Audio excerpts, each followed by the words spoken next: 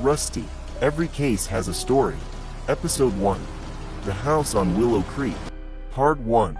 On an ordinary Tuesday morning, the quiet town of Willow Creek woke to what seemed like another peaceful day. Children boarded school buses, neighbors waved as they walked their dogs, coffee shops filled with familiar faces. Nothing suggested that, within a few hours, the town would become the center of one of the most disturbing murder investigations in its history. Because hidden behind the white fence of a beautiful family home, someone was already dead, and the killer had carefully planned every detail. What investigators would soon discover wasn't just a murder. It was a carefully constructed lie, one that fooled almost everyone, until one tiny mistake exposed the truth. Chapter 1. The Emergency Call. At exactly 8:16 a.m., emergency dispatch received a frantic 911 call. The caller struggled to breathe between sobs. "My husband, please, I think he's dead." The operator attempted to calm her. "What is your name?" "My name is Emily Parker." "What happened?" "I just came downstairs. There's blood everywhere. Please hurry." The line remained open. Officers could hear crying, footsteps, then silence. 3 patrol units arrived less than 6 minutes later. The front door stood partially open. No broken windows, no signs of forced entry. Inside, the home appeared unusually clean. Too clean. Detective H would later describe it as the cleanest murder scene I've ever walked into. Chapter 2. The Victim. The victim was identified as David Parker, 39 years old. A respected financial consultant, married, no children, no criminal history. Neighbors described him as friendly, quiet, successful. Nothing about David suggested he had enemies. His body lay beside the staircase. One deep stab wound pierced directly through his chest. Death had been almost immediate. Curiously, there was very little blood around the body.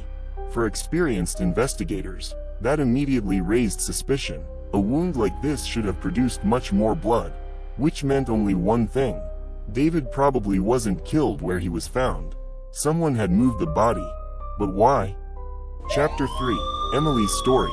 Emily Parker sat wrapped in a blanket outside her home. Her hands trembled, mascara streaked down her face. She repeated the same story over and over.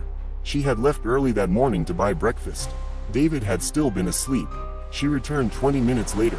The front door was unlocked. She walked inside, called for her husband, received no answer. Then she found him, dead. It sounded believable, but Detective H noticed something unusual. Emily never once asked who could have done it.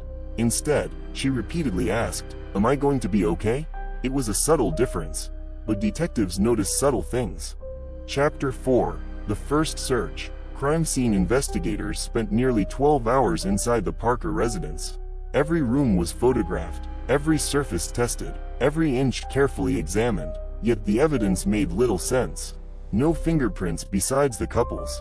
No murder weapon. No footprints. No DNA from an unknown person. The killer had left almost nothing behind.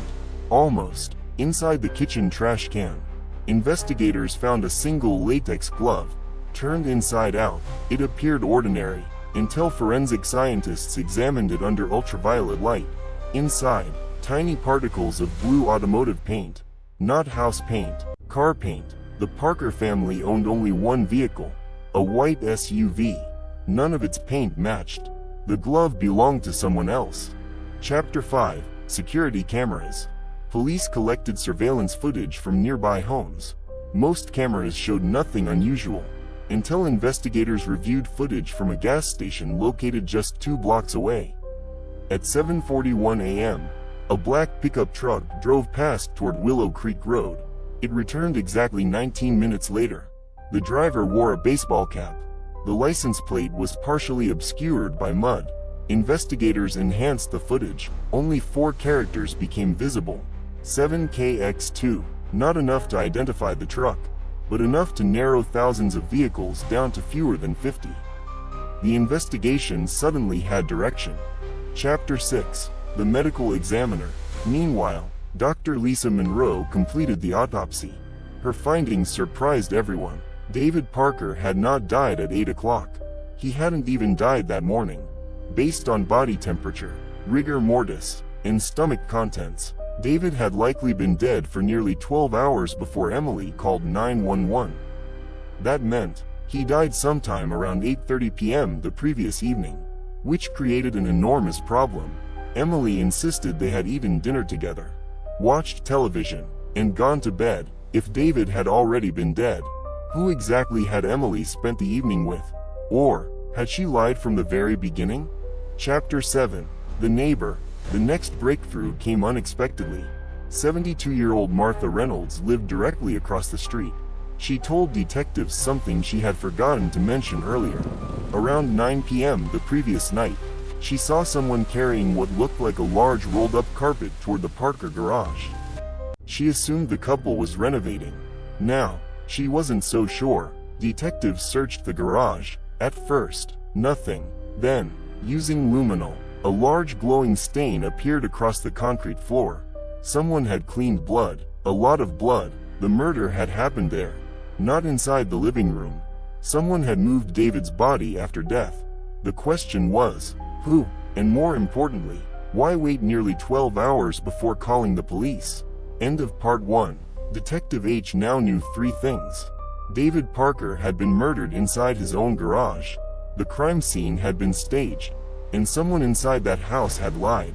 But he still had no idea just how many people were involved, because before this investigation was over, the case would expose an affair, millions of dollars, a missing witness, and a secret that had remained buried for almost 15 years. To be continued.